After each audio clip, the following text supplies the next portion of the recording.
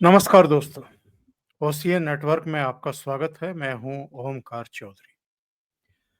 योगी आदित्यनाथ का बटेंगे तो कटेंगे और प्रधानमंत्री नरेंद्र मोदी का एक रहेंगे तो सेफ रहेंगे। ये जो उद्घोष है, उत्प्रेरक नारा है, ये महाराष्ट्र में भी और झारखंड में भी अपना असर नीचे जमीन तक दिखा रहा है। ऐसी वहां से रिपोर्ट्स मिल रही हैं। इससे पहले हरियाणा में हम और आप इसका असर देख चुके हैं और बहुत अच्छे तरीके से देख चुके हैं। सवाल अब ये खड़ा हो रहा है कि इसका जो असर हमें दिखाई दे रहा है जमीन पर, वो तो कांग्रेस को, एनसीपी को और उद्धव सेना को भी दिखाई दे रहा है।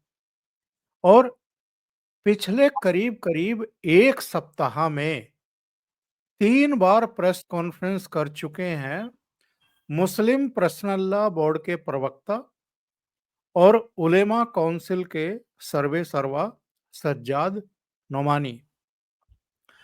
और उन्होंने अब सीधे-सीधे वोट जिहाद का ऐलान कर दिया है, एक तरीके से फतवा जारी कर दिया है। आज हम ये जानने की कोशिश करेंगे। वैसे तो उत्तर प्रदेश में भी लोकसभा चुनाव में हमने देखा था सलमान खुर्शीद की एक करीबी रिश्तेदार ने वोट जिहाद की बात की थी। लेकिन इतने खुले अंदाज में, इतने खुलेपन से अभी तक ये सार्वजनिक तौर पर जिसे हम कहते हैं ना कि वस्त्र उतार करके और सामने आ जाना, तो इतनी नंगाई के साथ वोट जिहाद हमें देखने सुनने को नहीं मिला था, जैसा महाराष्ट्र में देखने को मिल रहा है। और इन्होंने तो यहाँ तक कह दिया है कि हमारे निशाने पर महाराष्ट्र नहीं है, महाराष्ट्र सरकार नहीं है, हमारे निशाने पर तो केंद्र की नरेंद्र मोदी सरकार है। यहाँ हमें सरकार बनानी है महाराष्ट्र में और उसके बाद केंद्र की मोदी सरकार को चलता करना है, जो इस समय नापाक इरादे रखती है। कौन से नापाक इरादे रख रही है जिससे ये इस कदर चिढ़े हुए हैं, इस पर भी चर्चा करेंगे। तो हम आज इस मुद्दे पर चर्चा करने जा रहे हैं कि वोट जिहाद, लैंड जिहाद, लव जिहाद और घुसपैठ, ये इस चुनाव में कितने बड़े मुद्दे हैं और देश के सामने भी कितनी बड़ी चुनौती है।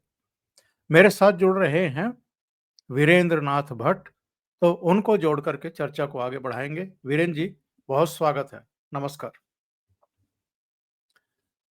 तो वीरेंद्र जी, सबसे पहले तो मैं ये जानना चाहूंगा, ये जो महाराष्ट्र से वोट जिहाद की खबर आ रही है और गृह मंत्री अमित शाह बार बार झारखंड में जाकर के घुसपैठियों का मुकम्मल इलाज करने की बात कह चुके हैं, उनकी पहचान करके उनको वहां से निकाल बाहर फेंकने की बात भी की जा चुकी है। तो ये इस चुनाव की अगर हम बात करें तो ये वोट जिहाद कितना बड़ा मुद्दा बन गया है।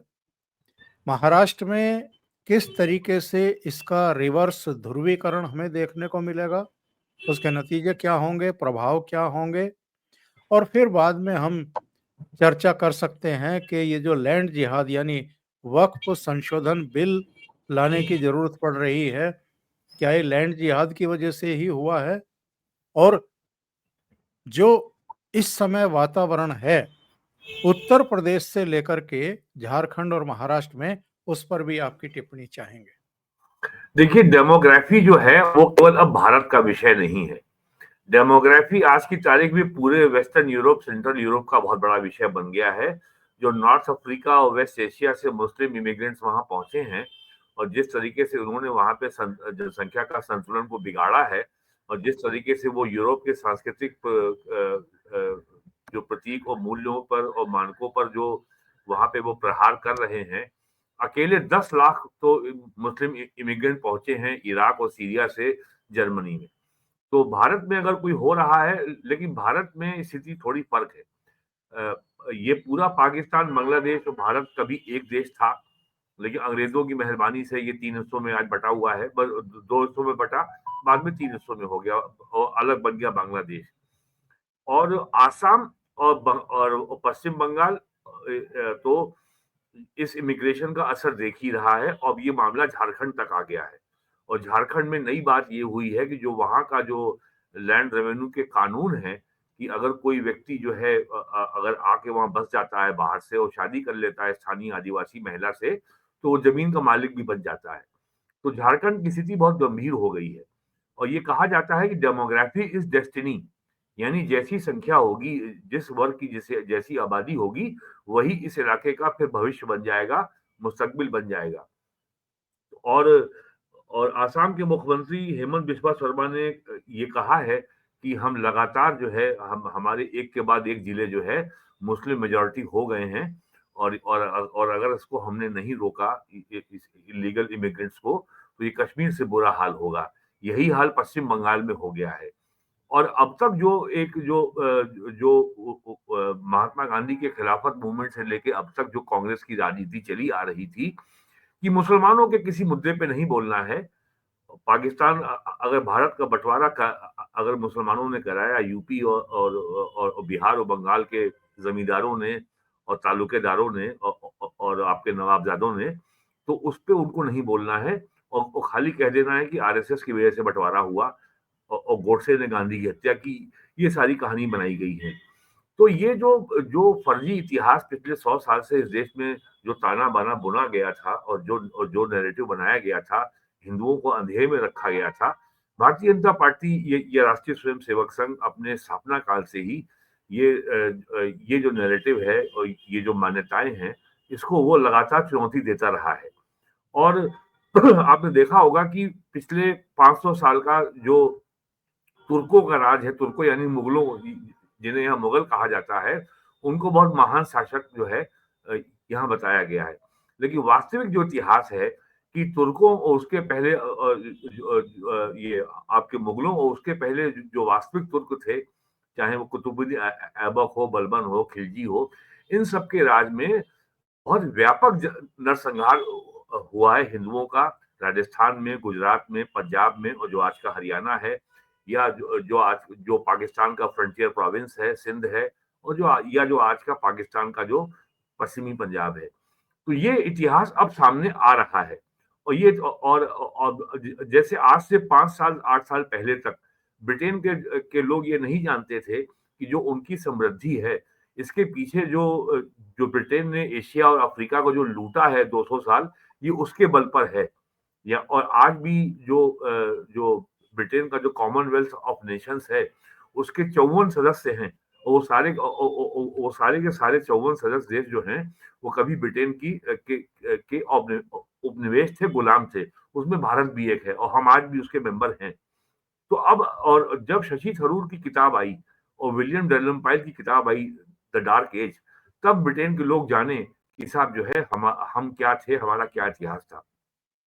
और एक विलियम इवान स्टैंडर्ड ने किताब लिखी है द अमेरिकन जेनोसाइड, किस तरीके से अमेरिका के मूल निवासियों का समूल नाश कर दिया गया और यूरोप से आए हुए सेटलर्स जो थे व्हाइट्स, उन्होंने पूरे अमेरिका पे कब्जा कर लिया।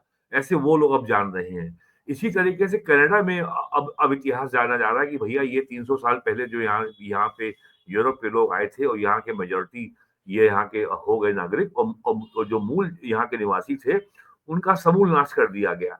इसी तरीके से ऑस्ट्रेलिया में जो वहां के मूल निवासी थे, उनका समूल नाश कर दिया गया। न्यूजीलैंड में जो मावरी ट्राइब थी, उसका भी समूल नाश हो गया, लेकिन वो अभी कुछ बच गए हैं और अभी भी और वो तो कुछ लोगों को पार्लियामेंट के मेंबर भी होने का मौका मिल गया है। तो ये जो भारत में और पूरे अफ्रीका में, साउथ अमेरिका में जो औपनिवेशिक दास्ता का इतिहास था, वो विश्व के पटल से पूरा मिटा दिया गया था। वो अब धीमे धीमे उभर के सामने आ रहा है। तब हमको मालूम पड़ रहा है कि काशी में मंदिर तोड़ा गया था, मथुरा में मंदिर तोड़ा गया था, अयोध्या में मंदिर तोड़ा गया था और इस तरीके से थोड़े बहुत नहीं, 1 आध लाख मंदिर तोड़े गए थे 40,000 की जो सूची है पूरी, अब रिकॉर्डेड हिस्ट्री अवेलेबल है। आपको पूरे उत्तर भारत में एक भी प्राचीन मंदिर नहीं मिलेगा। प्राचीन मंदिर केवल आपको मिलेंगे तमिलनाडु में, आंध्र प्रदेश में, तेलंगाना में, केरल में या कर्नाटक में, क्योंकि वहां पर कभी भी मुसलमानों का, विदेशी मुसलमानों का एब्सोल्यूट राज्य नहीं था। हालांकि उनकी एक रियासत थी हैदराबाद का निजाम, लेकिन उनकी आबादी बहुत कम थी मुसलमानों की, तो वो यमन से मुसलमान लाए थे, उन्होंने अपनी सेना बनाई थी। यमन जो कि एक अरब देश है, और आज वहां पे सिविल वॉर की स्थिति है, और वो इसराइल के खिलाफ युद्ध कर रहा है ईरान से के साथ मिलकर के।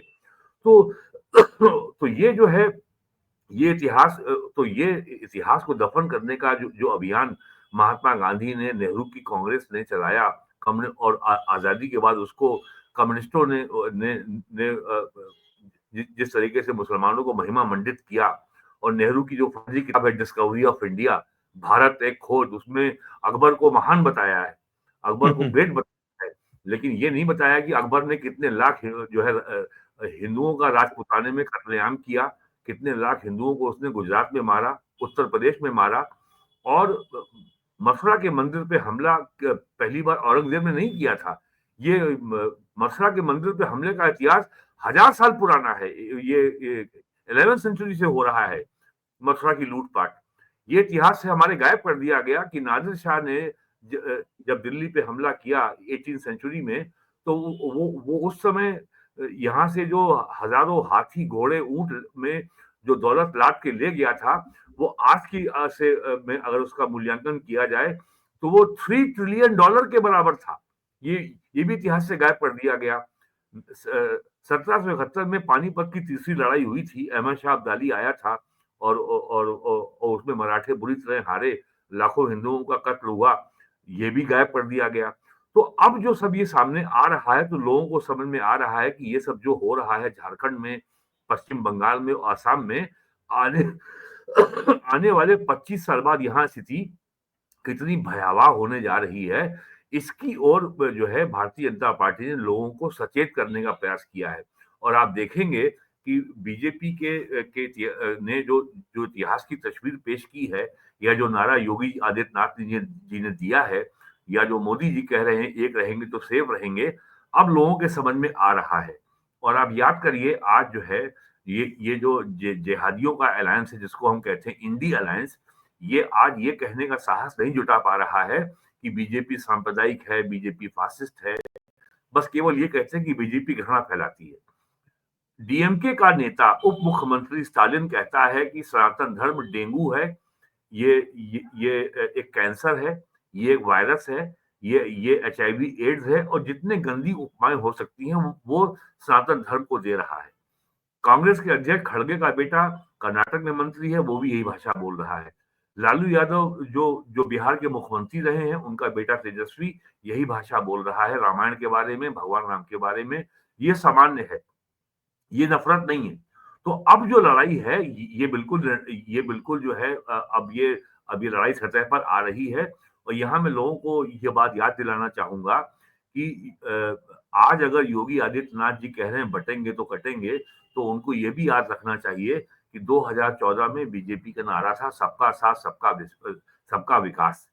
19 में उन्होंने कहा सबका साथ सबका विश्वास, सबका साथ सबका विकास, सबका विश्वास, और ये भी जोड़ा सबका प्रयास। तो उन्होंने 10 साल जितनी समावेशी राजनीति हो सकती थी, इंक्लूसिव पॉलिटिक्स हो सकती थी, उतना उन्होंने किया। लेकिन जिस तरीके से जिहादी स्टाइल में राजनीति कर रहे हैं राहुल गांधी, और जिस तरीके से हिंदू प्रतीकों को गाली दी जा रही है, जिस तरीके से राहुल गांधी की भारत जोड़ो यात्रा के दौरान जो जो ईसाई पादरी पुनप्पा जो तमिलनाडु में कह रहा है कि ये भारत धरती इतनी गंदी है कि मैं यहाँ हमेशा चप्पल पहने रहता हूँ, मैं कभी नंगे पाँव नहीं जाता है। और वो कह रहा है कि सनातन धर्म फर्जी है, और ये क्या गॉडेस लक्ष्मी की आप पूजा करते हो, ये सब फर्जी है, केवल जीसस ही सत्य है। तो यदि हम अपने ऊपर जो हमारे ऊपर जो घृणा फैलाई जा रही है, जो हमको गाली दी जा रही है, यदि हम अपना बचाव करते हैं, यदि हम उसके पक्ष में और हम उसके विरुद्ध में कुछ कुछ बोलते हैं, तो कहा जाता है कि हम नफरत फैला रहे हैं। यानी हम गाली सुनते रहे तो हम सेकुलर हैं। और घृणा का साहित्य पैदा करने में, एट्रॉसिटी का लिटरेचर पैदा करने में, उसको गढ़ने में कम्युनिस्टों का कोई बराबरी नहीं कर सकता दुनिया में। ये कॉन्फ्लिक्ट का ये वीरेन जी वैसे ही है जैसे राहुल गांधी और उनके परिवार और कांग्रेस की तरफदारी ना करने वाले पत्रकारों को गोदी हाँ, मीडिया कह दिया जाता है। मोदी मीडिया कहता है। राहुल गांधी रायबरेली में टीवी रिपोर्टर से पूछ रहे हैं तुम्हारी जात क्या है, तुम्हारे मालिक की जात क्या है। अगर अनुराग ठाकुर ने लोकसभा में राहुल गांधी की जात को पूछ लिया तो यह घृणा फैलाना हो गया। राहुल गांधी से मैं एक पत्रकार हूं, मेरी आइडेंटिटी, मेरी पहचान एक प्रोफेशनल पहचान है। ओंकार चौधरी, वीरेन भट्ट दोनों पत्रकार हैं। हमारी आपकी हम अगर जिस पेशे में हैं, अपनी जाति की वजह से नहीं है, अपनी स्किल की वजह से हैं। जो हमारी शिक्षा है, हमने हमने इस कैरियर को चुना, हम इसलिए जर्नलिस्ट हैं, ना कि हमारी जाति ने कोई हमें आदेश दिया था। हमारी जात की किसी पंचायत ने हमसे कहा था कि तुम जर्नलिस्ट बन जाओ। तो राहुल गांधी जो चाहे वो कह सकते हैं, और वो सीजनल वो चुनाव में धोती मुंडू पहन लेते हैं और मंदिर मंदिर जाते हैं। और फिर वो और उनका प्रवक्ता रात में 11 बजे प्रेस कॉन्फ्रेंस करके कहता है कि राहुल गांधी तो दत्तात्रेय गोत्र के ब्राह्मण हैं। ना उनके पिता ब्राह्मण, ना उनकी माता ब्राह्मण, लेकिन बेटा ब्राह्मण है। अब ये पता नहीं कौन सी वर्ण व्यवस्था का आविष्कार कर लिया है उन्होंने। तो जो कुछ भी महाराष्ट्र, जो झारखंड में हो रहा है, प्रधानमंत्री मोदी जी ने बहुत साफ कहा है, अब पानी सर के ऊपर जा चुका है। तो स्थिति वाकई में इतनी गंभीर है। और मैं आज आपको कह रहा हूं कि झारखंड में ही नहीं, आपको बहुत ही कड़ा फैसला 2026 के चुनाव के पहले या उसके बाद आपको करना ही होगा, वरना पश्चिम बंगाल का हाल कश्मीर से बुरा होने जा रहा है। तो ये कहना कि बीजेपी बटोगे तो कटोगे और एक रहोगे तो सेफ रहोगे का नारा उछाल करके घृणा फैला रही है। तो उनको जरा 1989, 90, 91 में कश्मीर में हिंदुओं के संग क्या हुआ था उसका इतिहास जान लेना चाहिए। और आज नवंबर 2024 के महीने में बांग्लादेश में चटगांव में हिंदुओं के साथ क्या हो रहा है। आज और अभी एक हफ्ते पहले वहां 56 लोग मारे गए हैं। वो सारे हिंदू और बुद्धिस्ट हैं, और बाकायदा बांग्लादेश की आर्मी ने घर में घुस के मारा है। तो जो लोग और ये जो सेकुलरिज्म है, ये ये ये जुआ खाली ये खाली क्या हमारी जिम्मेदारी है? और क्या और क्या इस और पूरा पूरा पश्चिम मीडिया कानों में तेल डाल करके बैठा हुआ है। हाँ, उसको सुनाई अगर नहीं पड़ रहा है कि बांग्लादेश में क्या हो अगर रहा है। एक अखलाक को अगर दादरी में गाय काटने के जुर्म में भीड़ ने घर घेर लिया, उसको पीटा, उसकी मौत हो गई, वो अंतर्राष्ट्रीय खबर बन गई। लेकिन कन्हैया लाल का सर काट दिया गया, बाकायदा नारा लगा करके अल्लाह अकबर, नाराय तकबीर, और गुस्ताखे रसूल की एक ही सजा, सरतन से जुदा। और एक हिंदू का गला काट दिया गया अमरावती महाराष्ट्र में। वो खबर नहीं बनी कहीं, लेकिन अखलाक की खबर अंतर्राष्ट्रीय खबर बन गई। सरतन से जुदा नारा जो है वो बहुत प्यार भरा नारा है, ये बहुत सेकुलर नारा है, ये कौमी यकजहती को बढ़ाता है। लेकिन अगर बटेंगे तो कटेंगे की बात अगर अगर योगी जी कह रहे हैं या प्राइम मिनिस्टर कह रहे हैं एक रहेंगे तो सेफ रहेंगे, तो इससे राष्ट्रीय एकता, अखंडता और कौमी एकता खतरे में पड़ जाती है। तो ये चुनाव इस पाखंड को एक्सपोज कर रहा है, ये परेशानी हो रही है। और आपने ध्यान दिया होगा, भारत का एक भी शायद नेता ऐसा नहीं है जिसने योगी जी के बटेंगे तो कटेंगे नारे के ऊपर अपनी प्रतिक्रिया ना दी हो। और समाजवादी पार्टी को बेहद परेशान है। अखिलेश यादव अब तक उसके जवाब में 10 नारे दे चुके हैं, और लेकिन अभी तक वो किसी निष्कर्ष पे नहीं पहुंच पाए हैं कि लड़ना कैसे है। आज तो वो बोल रहे थे कि ये तो नारा गंगो जमन तहजीब है, ये तो ऐसा नारा तो कभी दिया ही नहीं गया। अरे भाई आप बताइए ना क्या हो रहा है, आपका पीडीए क्या है? पिछड़ा, दलित और अल्पसंख्यक, तो और जो बाकी जातियां छूट गई, उनके संग क्या सुलूक होगा? क्या वही होगा जो हिटलर ने यहूदियों के साथ किया था सेकेंड वर्ल्ड वॉर के बिल्कुल। समय जर्मनी में? या उनका समाज में क्या स्थिति होगी? क्या वो दोयम दर्जे के नागरिक होंगे? क्या उनसे नागरिकता के सारे अधिकार छीन लिए जाएंगे? बांटने काटने की राजनीति जो खुद कर रहा है, वो योगी जी पे आरोप लगा रहा है कि साहब ये नारे में नफरत है। और एक जो अंग्रेजी में कहावत है, pot calling the cattle black, है, उल्टा चोर कोतवाल को डांटे, ये हो रहा है इस समय देश में। तो ये, और एक अच्छी बात अब ये हो गई है कि अब राजनीति बाइपोलर हो गई है। हिंदू हित की बात करने वाली, भारतीय हित की बात करने वाली, सनातन संस्कृति की बात करने वाला अगर कोई एक दल है, ये भारतीय जनता पार्टी है। ये लोगों को समझ में आ गया है। वो देख रहे हैं कि प्रियंका गांधी गाजा के बारे में तो ट्वीट करती हैं, पता नहीं उनकी बुआ की शादी वहां हुई होगी, मैं नहीं जानता, गाजा में उनकी तैयारी है। लेकिन आज तक कांग्रेस के इंडी अलायंस के एक नेता का बांग्लादेश में हिंदुओं का नरसंहार हो रहा है, एक शब्द कोई नहीं बोला आज तक। तो अब ये बात सामने आ रही है। और प्राइम मिनिस्टर ने इस साल जनवरी 22 2024 को अयोध्या में श्री राम मंदिर के प्राण प्रतिष्ठा समारोह में कहा था, विकास और विरासत यानी जो हमारी प्राचीन सभ्यता है, हम उसको रिक्लेम कर रहे हैं। हम अपनी प्राचीन सभ्यता, प्राचीन मूल्यों की पुनर्स्थापना का काम कर रहे हैं। लेकिन हम किसी अन्य मजहब या अन्य समुदाय के खिलाफ नहीं हैं। हम किसी का अहित नहीं कर रहे हैं। हम केवल जो हमारी प्राचीन सभ्यता है, भारत, अब दुनिया में केवल दो ही सभ्यताएं बची हैं, एक भारत, एक चीन। बाकी सारी प्राचीन सभ्यताओं को, चाहे वो मेसोपोटामिया हो या बेबीलोन हो या एज़टेक सभ्यता हो, मेक्सिको की या ऑस्ट्रेलिया हो, न्यूजीलैंड हो, साउथ अमेरिका हो, सारी सभ्यताओं को कम्युनिस्टों ने, इस्लाम ने, वो क्रिश्चियनिटी ने, इस्लाम ने और कम्युनिस्टों ने नष्ट कर दिया। और क्रिस्टीना कैथरीन की बहुत मशहूर किताब है the dark the dark age, कैसे क्रिश्चियनिटी ने क्लासिकल सिविलाइजेशन को डिस्ट्रॉय किया, रोमन सिविलाइजेशन को, ग्रीक सिविलाइजेशन को, पल्मेरा सिविलाइजेशन को कैसे डिस्ट्रॉय किया। उस किताब में सारा ब्यौरा है, कोई भी पढ़ सकता है। लेकिन 1000 साल के बावजूद भी हम और चाइना दो बचे हुए हैं। ये सबकी आंख में खटक रहा है। और उनके लिए दुनिया में तीन ही रिलीजन है, या तो यहूदी हैं, या ईसाई हैं, या इस्लाम है। और अब ये उनको बहुत खटकता है, यार ये भगवा कपड़े वाला कौन नेता पैदा हो रहा है योगी आदित्यनाथ। ये अंतरराष्ट्रीय सितारे पर, इंटरनेशनल पॉलिटिकल सीन प्लेटफॉर्म पे एक नए सितारे का उदय हो रहा है। और ये मोदी कौन है जो जो विदेशी राष्ट्र अध्यक्ष आते हैं, वो उनको भगवत गीता की पुस्तक जो है उपहार में देता है।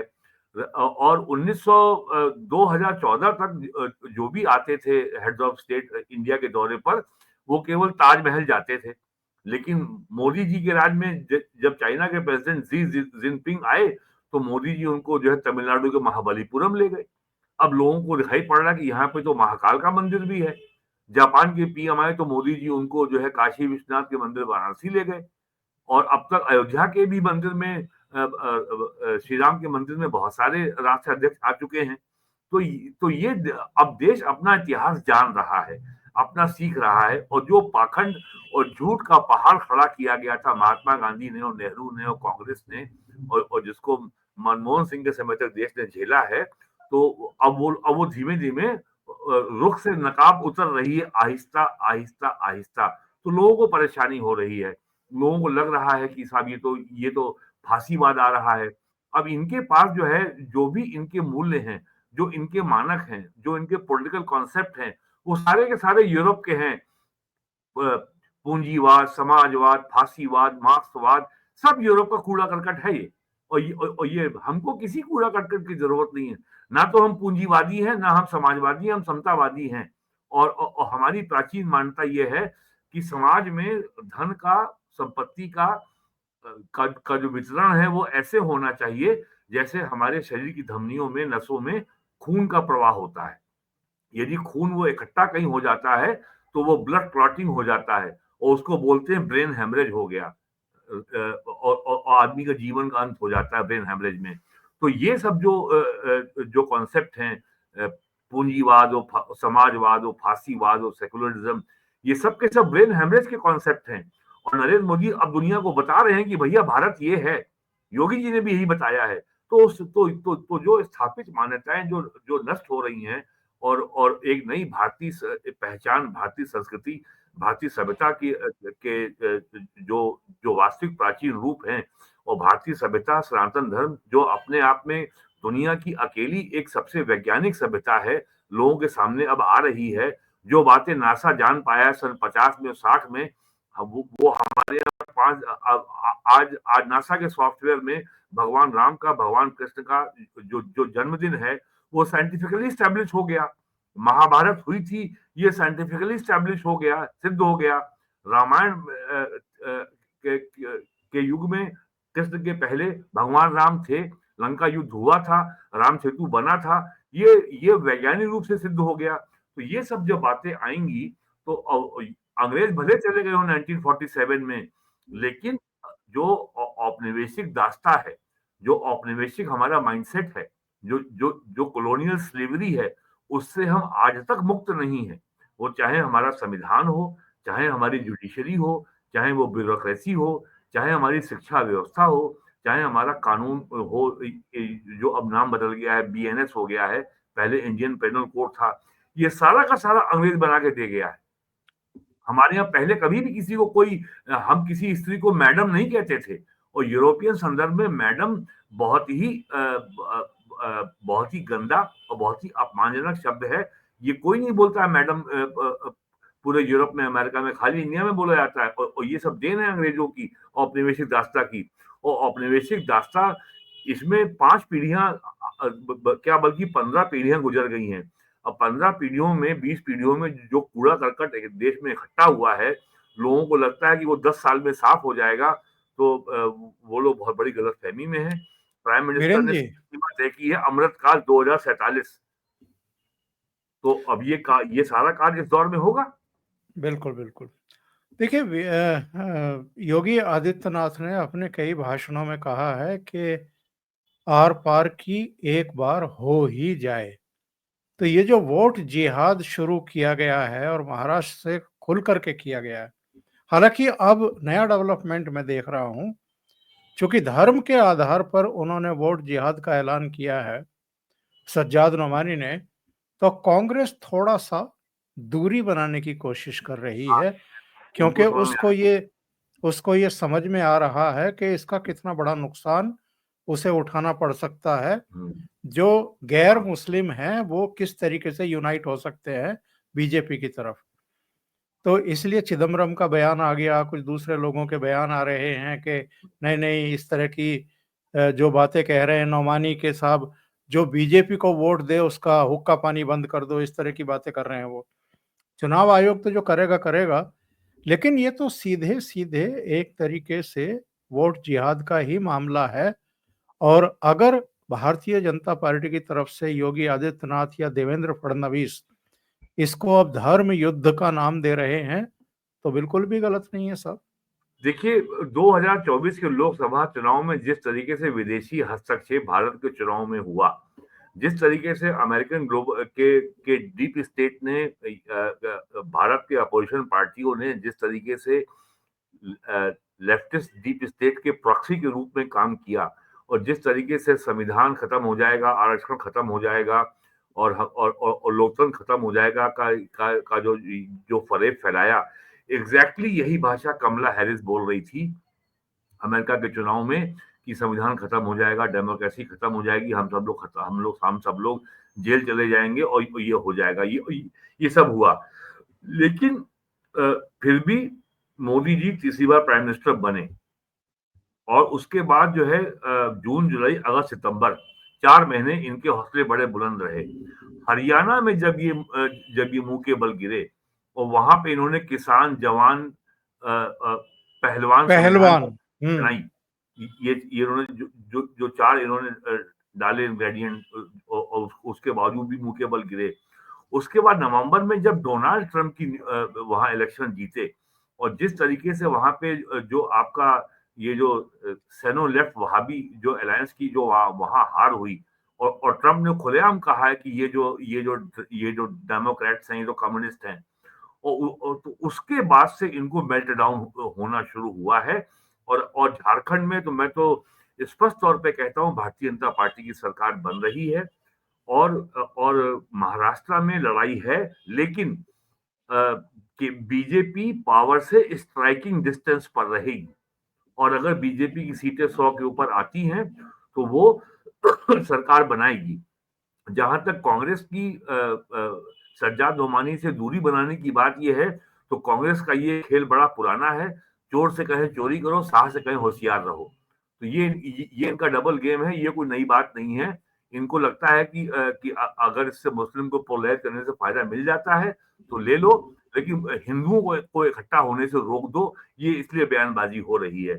और आप देख लीजिएगा, इन 2 राज्यों में चुनाव के बाद इंडी अलायंस का सनातन धर्म और हिंदू और हिंदुत्व के खिलाफ घृणा का अभियान नए सिरे से चलेगा और पहले से ज्यादा तीखा होगा। और अब ये लोग क्या करेंगे, ये लोग जो है भारत और ट्रंप के बीच के रिश्तों को खराब करने के लिए क्रिश्चियंस को भी टारगेट कराएंगे और इसका जो है ये दोष देंगे नरेंद्र मोदी को और बीजेपी को, ताकि भारत की अंतर्राष्ट्रीय छवि खराब हो और ये कहा जाए कि देखो इंडिया में क्रिश्चियंस आर बीइंग टारगेटेड। ये अभी और आगे चलेगा। ये जो वोक समुदाय है, ये जो कम्युनिस्ट हैं, ये लोग मानने वाले लोग नहीं है। इनको मालूम है कि ये जो है अमेरिका में बहुत बड़ी लड़ाई हार चुके हैं और अगर अमेरिका में हार जाएंगे तो ये लड़ाई इनकी ये अपनी ताकत यूरोप में बरकरार नहीं रख पाएंगे। और आज की तारीख में जियोपॉलिटिकल जो कॉन्टेक्स्ट है और जो जियोपॉलिटिकल जो कॉन्टेक्स्ट है, जो प्रतियोगिता है, उसमें भारत का कद लगातार बढ़ा है और आज दुनिया को ये समझ में आ गया है कि दुनिया में कहीं भी कोई विवाद है तो आपको भारत का सहयोग चाहिए। तो इसलिए ये चाहेंगे कि भारत जो है और कलंकित हो, भारत का ह्यूमन राइट रिकॉर्ड और खराब हो और भारत को और बदनाम किया जाए कि यहाँ माइनॉरिटी सेफ नहीं है, यहाँ अब तक मुसलमान सेफ नहीं थे, अब यहाँ क्रिश्चियन भी सेफ नहीं है, यहाँ पे ट्राइबल भी सेफ नहीं है, यहाँ सेकुलरिज्म समाप्त हो गया है, मोदी फासिस्ट है, मोदी ऑटोक्रेट है और ये योगी जी पे भी नया हमला करेंगे और ये बढ़ेगा। अगर 2 राज्यों में इंडिया अलायंस सत्ता में नहीं आया तो आप देखिएगा भारत देश के खिलाफ, सनातन धर्म के खिलाफ, हिंदुओं के खिलाफ, हिंदुत्व के खिलाफ एक घृणा का नया अभियान चलेगा और इसको अंतर्राष्ट्रीय इसीलिए तो योगी ने कहा है कि एक बार आर पार की हो ही जाए। और उसको विदेश से भी सहायता मिलेगी, क्योंकि विदेशी सहायता के बिना आप समाज में अनरेस्ट पैदा करने का कोई बड़ा आंदोलन नहीं चला सकते, क्योंकि जैसे किसान आंदोलन हुआ, जैसे आपका नागरिकता कानून के विरोध में आंदोलन हुआ, उसमें हजारों करोड़ रुपए खर्च हुआ ना, पैसा कहाँ से आया वो? या जो अभी ईडी ने जब्त किया है बंबई में 125 करोड़ रुपए आया था कई विदेशी स्रोतों से और 200 लोगों में बटा और वो सारा का सारा सेकुलर कैंप में पैसा आया था, कहाँ से आया था, किस लिए आया था? जिस तरीके से इंडिया में केवल 2024 में 20,000 करोड़ रुपए की ड्रग्स पकड़ी गई हैं, ये सारा का सारा पैसा जो है भारत में एंटी नेशनल एक्टिविटीज को, भारत में राजनीतिक अस्थिरता फैलाने को, भारत में हिंसा फैलाने के लिए तो आया था। ये 20,000 करोड़ रुपए और पूरे दुनिया में लोगों को मालूम होना चाहिए, जितने भी इंटेलिजेंस एजेंसीज जो है पॉलिटिकल इंस्टेबिलिटी क्रिएट करना हो, सरकार बदलना हो, तख्ता पलट करना हो, रिजीम चेंज करना हो, या क्रिश्चियनिटी में जो कन्वर्जन का जो माफिया चलता है पूरे दुनिया में, इसमें सारा का सारा ड्रग मनी ही इस्तेमाल होता है। ये कोई टैक्स पेयर मनी नहीं होता है अमेरिकन का या सीआईए को जो है अमेरिकी बजट से पैसा मिलता हो। It's all drug money. ये कश्मीर में जो आतंकवाद चल रहा है, जो इस्लाम के नाम पर, या जो तालिबान, ये लश्कर तैयबा, जैश ए मोहम्मद, हिजबुल मुजाहिदीन, ये सारे के सारे ड्रग के पैसे पे चलने वाले लोग हैं और ये नाम और ये आवरण लिए रहते हैं इस्लाम का, और इस्लाम का झंडा बुलंद किए रहते हैं। ये केवल ड्रग का रैकेट है।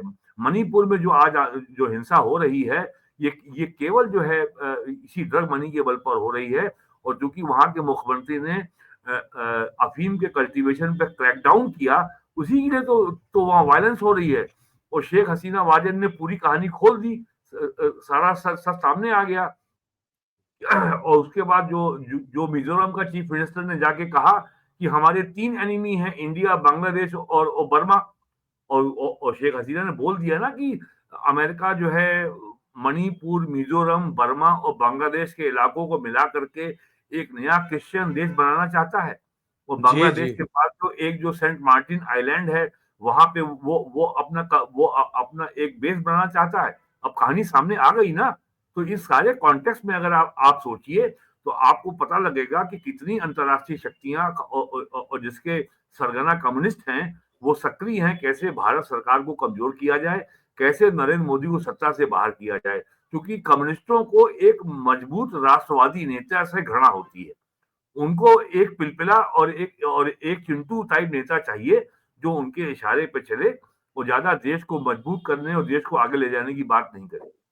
ये है समस्या। ये लड़ाई केवल झारखंड महाराष्ट्र की नहीं है, ये लड़ाई भारत के भविष्य की लड़ाई है। बहुत बहुत धन्यवाद वीरेन जी, इतना समय निकालने के लिए और ओसीएन नेटवर्क के दर्शकों को कई मुद्दों पर समझाने के लिए। Thank you so much. जी सर, नमस्कार। नमस्कार।